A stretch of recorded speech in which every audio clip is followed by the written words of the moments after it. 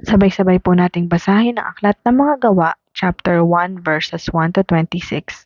Mahal kong Teofilo, sa aking unang aklat ay isinalaysay ko ang lahat ng ginawa at itinuro ni Jesus buhat pa sa pasimula, hanggang sa araw na siya ay umakyat sa langit.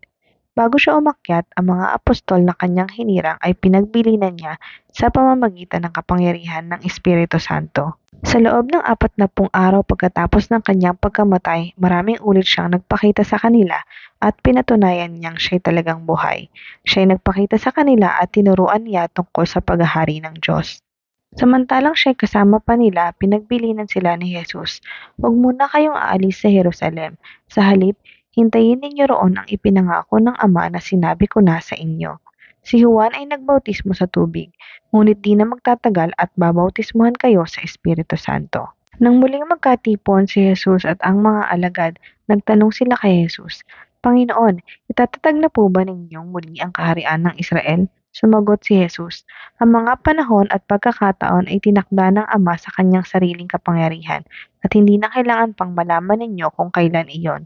Subalit tatanggap kayo ng kapangyarihan pagbaba sa inyo ng Espiritu Santo, at kayo'y magiging mga saksi ko sa Jerusalem, sa buong Judea at sa Samaria at hanggang sa dulo ng daigdig." Pagkasabi nito, si Jesus ay iniakyat sa langit habang ang mga alagad ay nakatingin sa kanya at natakpan siya ng ulap. Sila'y nakatitig sa langit habang siya'y iniaakyat sa langit. Walang ano-ano'y dalawang lalaki nakaputi ang lumitaw sa tabi nila. Sabi nila, "Kayong mga taga-Galilea, bakit kayo nakatayo rito at nakatingin sa langit? Itong si Jesus na umakyat sa langit ay magbabalik gaya ng nakita niyong pag-akyat niya." Nagbalik sa Jerusalem ang mga apostol buhat sa bundok ng mga Olibo na halos 1 kilometro ang layo sa lungsod.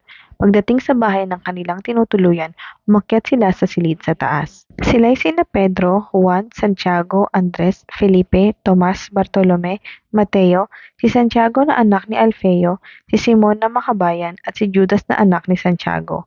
Lagi sila nagsasama-sama sa pananalangin kasama ang mga babae at si Maria na ina ni Jesus, gayon din ang mga kapatid ni Jesus. Makalipas ang ilang araw nang nagkakatipon ang may 120 kapatid, tumayo sa harap nila si Pedro at nagsalita, "Mga kapatid, kailangang matupad ang sinasabi sa kasulatan na ipinahayag ng Espiritu Santo sa pamamagitan ni David tungkol kay Judas na nanguna sa mga dumakip kay Jesus. Si Judas ay kabilang sa amin at naging kasama namin sa paglilingkod. Ang kabayaran sa kanyang pagtataksil ay ibinili niya ng lupa. Doon siya nahulog ng patiwarik at sumabog ang kanyang tiyan at lumabas ang kanyang bituka. Nabalita iyon sa buong Jerusalem, kaya nga't ang lupaing iyon ay tinawag na Akeldama sa kanilang wika, na ang kahulugan ay bukid ng dugo." Sinabi pa ni Pedro, nasusulat sa aklat ng mga awit, "Ang tirahan niya ay tuluyang layuan at huwag nang tirhan ninuman." Nasusulat din, ibigay sa iba ang kanyang tungkulin. Kaya't dapat tayong pumili ng isang makakasama namin bilang saksi sa muling pagkabuhay ni Jesus.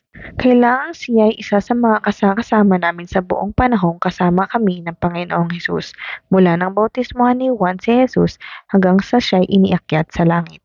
Kaya't pumili sila ng dalawang lalaki, si Matias at si Jose na tinatawag na Barsabas, na kilala rin sa pangalang Husto. Pagkatapos sila'y nanalangin, "Panginoon, alam ninyo kung ano ang nasa puso ng lahat ng tao. Ipakita po ninyo sa amin kung sino sa dalawang ito ang inyong pinili upang maging apostol na gaganap sa tungkuling tinalikdan ni Judas nang siya'y pumunta sa lugar na nararapat sa kanya." Nagpalabunutan sila at si Matias ang napili, kaya't siya ang nadagdag sa 11 apostol.